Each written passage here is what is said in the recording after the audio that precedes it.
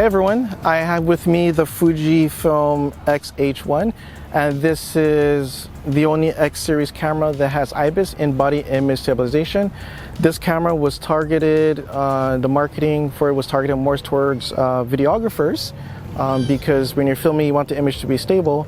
But today I want to use this primarily for portraits, and later on when the sun goes down in about an hour, I want to see if I can get some portraits with lower shutter speed. And the model to help me test this camera out today is... Hi, I'm Phoebe. And Phoebe, or Pheebs, your nickname? Pheebs, yeah. I remember seeing you a while back. You were at Miss World Guam, yes. And you won Miss World Guam 2016. 2016, yes. And I also remember you saying earlier that you were in front of a local magazine. Can yes. Tell our viewers a little bit more about that? I was on the cover of Uno magazine. It's a part of winning Miss World Guam. You get to have a cover on Uno, and it was such an amazing opportunity. We got to go to the Philippines, wow. do a photo shoot was there. So wow. professional, so much fun. Nice. Yeah, I'm so thankful for that opportunity to be on the cover of a magazine. Really awesome. Nice. Any social media where our viewers can follow you at? Yes, at Phoebe Denight on Instagram. Okay, of course we'll put it right here below the screen and a link in the description below. So we still have some light left. We're going to keep on shooting, and we're going to try to get some shots with awesome Guam letters behind us. Yes. And we still have one more outfit to change into. Okay, right. Let's do it.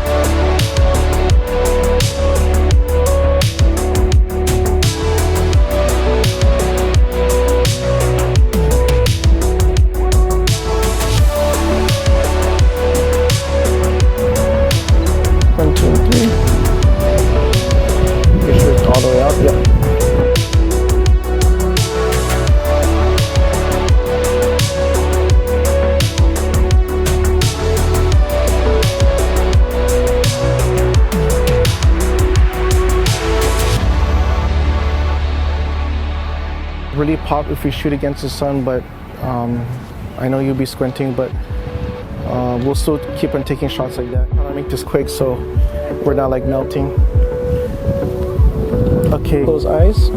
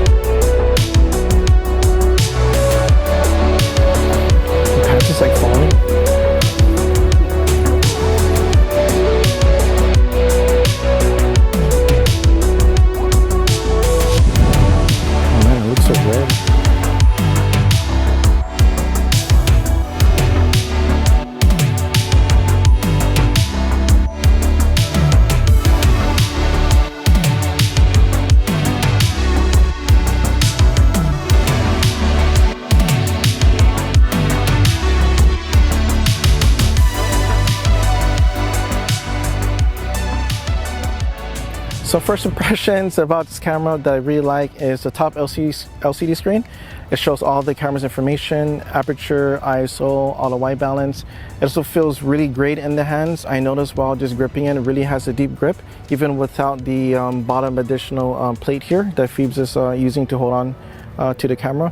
Also, I noticed that focusing is really quick, as well as the touchscreen. At first, I noticed the shutter button is a little bit squishy. Right here? Yes. But you'll get used to it, and I kind of like it where it's very sensitive and you just have to press it down a little bit more to get the shot. But over time I got used to it in about like 30 minutes of shooting. Yeah, nice. What do you think about like the touch screen or how the camera feels so far since you've been using it? I think it's fantastic. It has a great I love the features on how it has the touch screen. Yes. And you can look through here and see the clear, and I love the quality of the photos and the fact that it can take video as well. super Yeah, cool. the EVF is pretty high quality, and you can view the photos through the EVF. Like on a super hot day like this, looking at the screen, Yeah. just too much glare, but viewing the photos You can inside just look in there. is pretty clear, yeah. How do you like the top LCD screen? Does it really matter to you, or you can Well- live without it? Either way for me. Yeah. I grew up on, not grew up, but I started with DSLRs that has this screen, and then when Miller's cameras came out, they kind of took out the screen, and then I kind of missed it. But then when I tried this camera out and it had the top LCD screen, it kind of made me feel, what's the word, nostalgic about Nostalgic it. about the DSLR. Yeah, about the DSLR, and it kind of Yeah, I brought know back what you're some talking about, good yeah. memories. Like, Okay, I know okay, what cool, you're talking about, yeah. I can just glance at this instead of glancing at the back of the screen Yeah, for the information. Yeah. Okay, I know we have one more outfit to do to change into. Yeah. And while you're changing into that, I'll be talking more about the camera. Okay, awesome. Okay, thank you.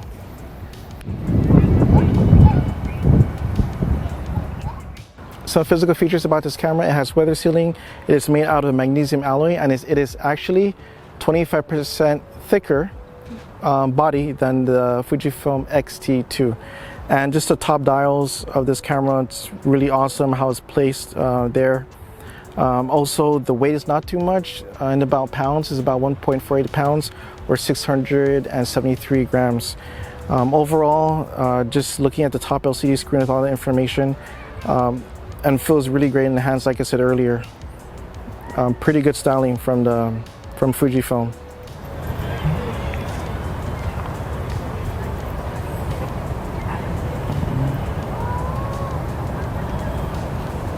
Other physical features, the EVF is really awesome.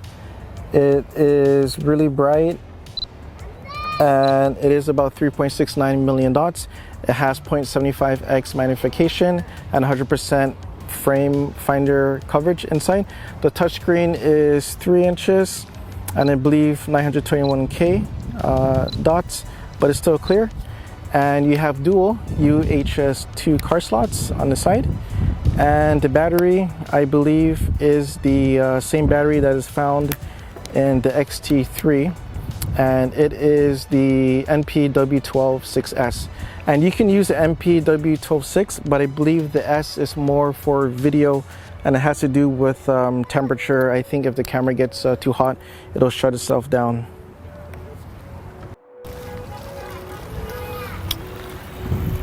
Alright, we're moving from the beach side because the next outfit that Pheebs has is for streetwear.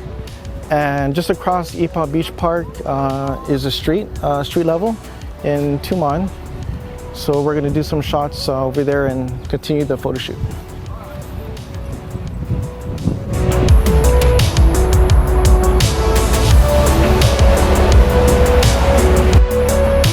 Because we were on low battery.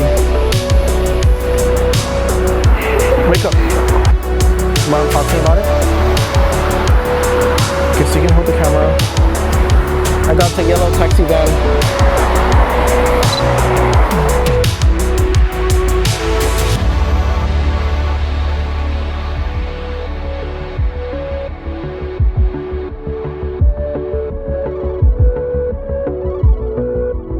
Us.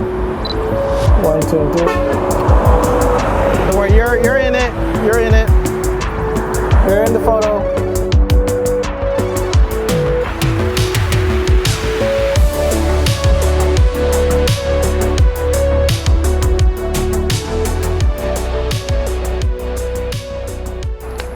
The X-H1 has actually an X-Trans3 sensor versus the X-Trans4 found in the X-T3.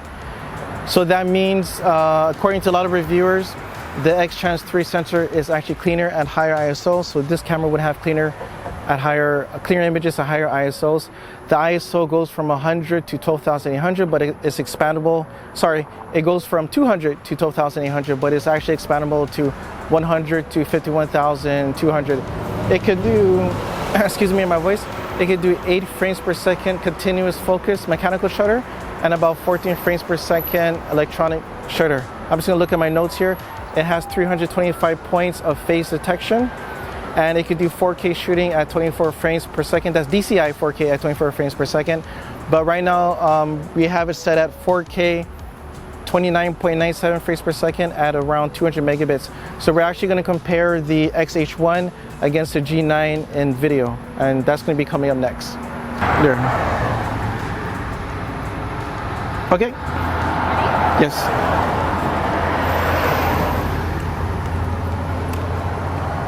Do my stabilization is pretty good. Okay, look at the camera. Maybe you should do a full 360 circle. Oh, there, you still have the pageant in you. Stabilization is very good. Okay, good. 1, 2, and 3. Okay. Same pose, but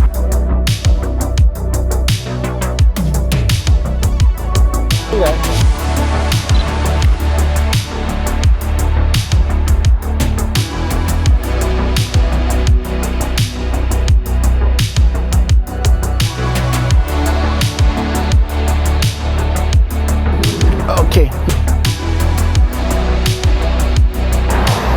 Okay, so I'm detecting face and eye detection. It actually detects Pheebs' face with the glasses sometimes, but not all the time.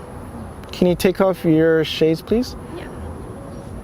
And then now we can see it detecting Pheebs' face, but where's the eye? Let me go closer. Where's the eye detection? I have it on. Well, how come we're not detecting the eye? Let's check the menu.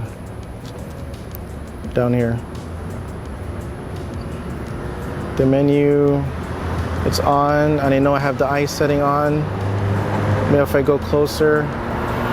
It is low light right now, so maybe I do have it in continuous focus. Maybe that's why. Let me change it to regular.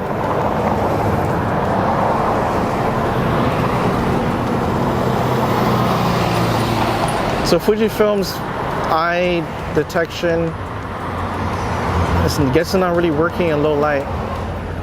It's not working? Oh, maybe because I have it in video mode. That's my fault. Let me see. Yeah, it's still not detecting your eye.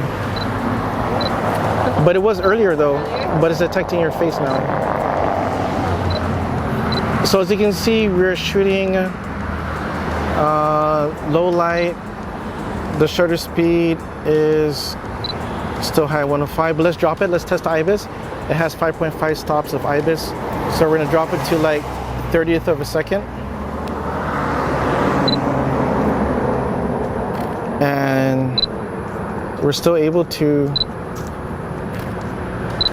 take shots 30th of a second. We're getting ISO 400. And it looks sharp, let me check. It's very sharp. So let's drop it down slower to 15th of a second. Actually, let's try 8th of a second. Let's see if we can get away with it. But we're too bright right now. It shouldn't be bright. Oh, because we're at ISO 400. Let's drop it to 100. Okay. Okay, 1, 2, and 3. Oh, it's a little bit blur. 1, 2, and 3. Okay, we're gonna try to blur the cars in the background. 1, 2, and 3. Okay, we're getting blurred cars.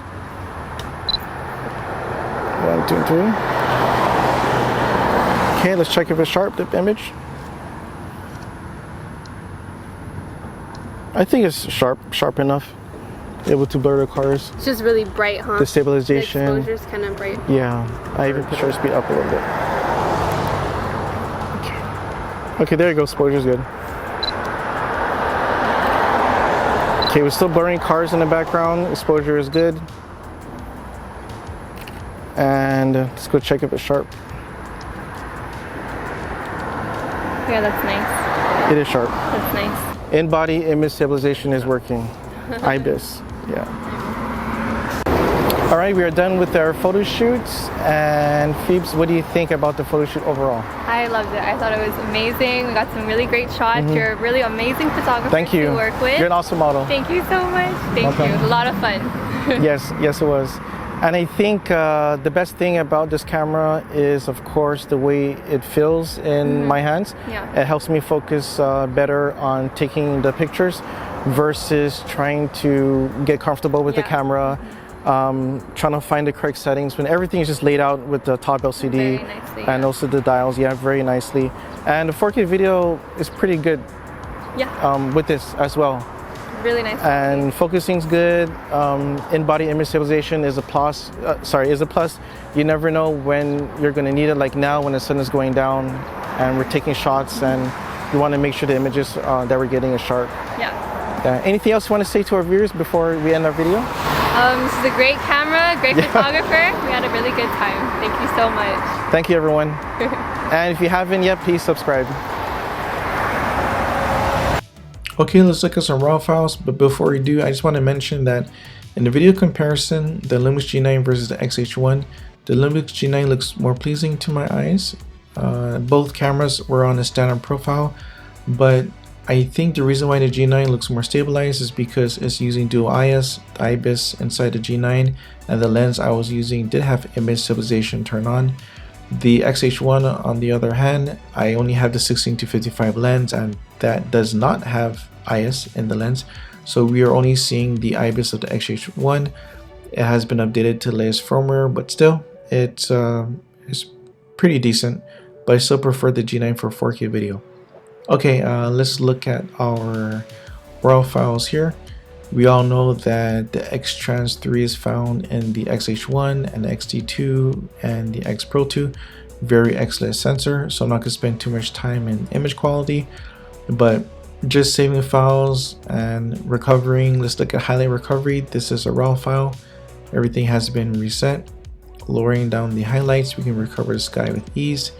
Increasing the shadows, if we want to get some shadow detail in the Pheebs hair, just increase it up all the way, and there we go. You get nice detail from shadow recovery and also highlight recovery. And I did notice that all the files were shot at ISO 400. I believe the camera was set on auto ISO and the dynamic range was at, I believe, 200%. So default, the camera in auto ISO goes up to ISO 400. This is from doing research online and figuring out why it was kind of stuck at ISO 400. But let's get to the most important part, which is the IBIS. And these shots here, which was shot at 1/30th of a second, I can still get sharp images with Pheebs. 1/8 of a second, it's not that sharp. Handheld 1/8 of a second, Pheebs is kind of blurry. I think the minimum I will go for is probably 1/15th, 1/15th of a second. And 1/15th is probably the lowest I will go using the IBIS. You can see this image is very sharp. Just zooming on Pheebs' eyes, everything is very sharp. Anything lower than 1/15th of a second, like 1/8 or 1/4, I don't think the IBIS is able to compensate hand holding it. But yeah, you can get away with handheld shots at 1/15th of a second. Anything lower than that, you're not able to, I don't think you're able to get away with it, but it's still pretty good. And I was reading about the GFX 100. The IBIS was kind of built off of this IBIS in the X-H1. They spent another year on it, and some reports are people are getting sharp shots at 1/8 of a second. Thank you for watching Guam Photography, everybody, and if you haven't, please subscribe.